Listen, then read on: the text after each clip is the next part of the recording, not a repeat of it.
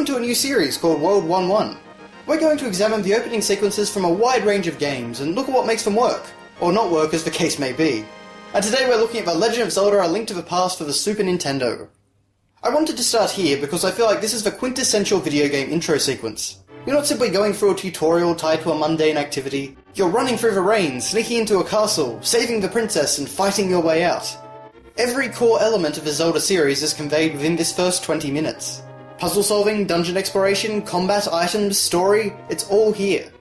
One small detail that I've always liked is that after the opening cutscene, the game won't start until we get Link out of bed.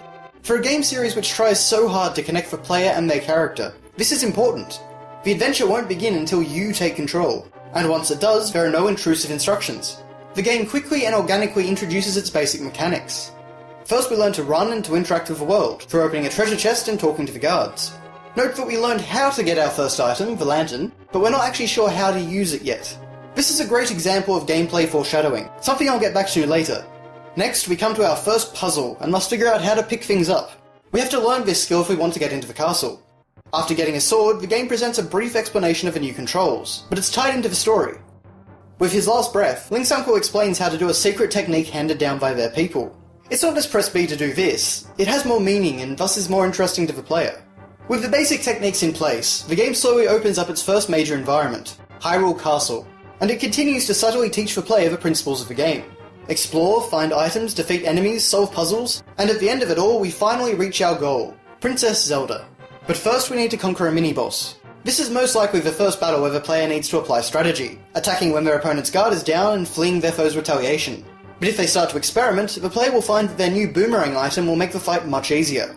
Defeating this enemy allows the player to rescue Princess Zelda. What was once the end goal in Zelda 1 and 2, rescuing the princess, is now only the beginning of a much larger journey. The two must now escape from Hyrule Castle by finding a secret passage and working their way through the sewers. Here, the purpose of the lantern and green magic meter are finally revealed, and the player must learn to multitask. They need to keep the area lit up, while also exploring and dealing with the new enemies. At the end of the sewers, the player will reach a room with 2 switches. Zelda tells you to pull on a switch, but doesn't actually say which one. If the wrong switch is pulled, Link must fight off an army of snakes. While this might seem like a developer prank, it sets a precedent for more complicated puzzles later in the game.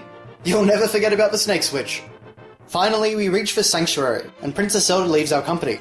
Here, the player is given a new main goal, find the Master Sword, and through a convenient treasure chest learns about extending their maximum health. Leaving the sanctuary, the player is stepping into a brand new world. The land of Hyrule is now open to them, so it's time to apply everything they learned in the opening. It's time to start exploring. So that covers the opening sequence pretty well, but there are a few details I want to draw attention to. As I said, there's a lot of very clever foreshadowing. Things like the evil barrier on the castle roof that prevents you from entering without the Master Sword, the cracked walls at the end of a sewer that are just begging to be destroyed with a bomb, and some of the things that Zelda tells you about Aghanim which hint at a larger plot. I also love the signpost outside of Hyrule Castle, which offers a 100 rupee reward for the descendants of the wise men, and is signed by the king. As we learn, the king is dead and Aghanim is pulling the strings. While it doesn't actually foreshadow anything, I also appreciate how talkative Princess Zelda is. From the moment you start the game, she's the first person you talk to, and once you rescue her, she continues to interact. Not only does she give you hints about the lantern and point out the secret path to the sewers, but she even helps you push it open. It's not a whole lot, but I think this helps to strengthen the bond between the player and Zelda, at least much more so than previous Zelda games where you never even spoke to her. Finally, let's talk about the visuals and music. A Link to the Past was really trying to show off what the Super Nintendo could do, and boy did it succeed. Not only does it look colourful, expressive and detailed, but new elements like weather effects and Mode 7 really illustrated the difference between the NES and SNES. The music is just as fantastic, setting an exciting but ominous tone at the beginning, and then switching to a grand and epic theme as you enter Hyrule Castle. All in all, it's an incredible opening to a legendary game, and one that we can still learn from today. I hope you guys agree that it was a good place to start.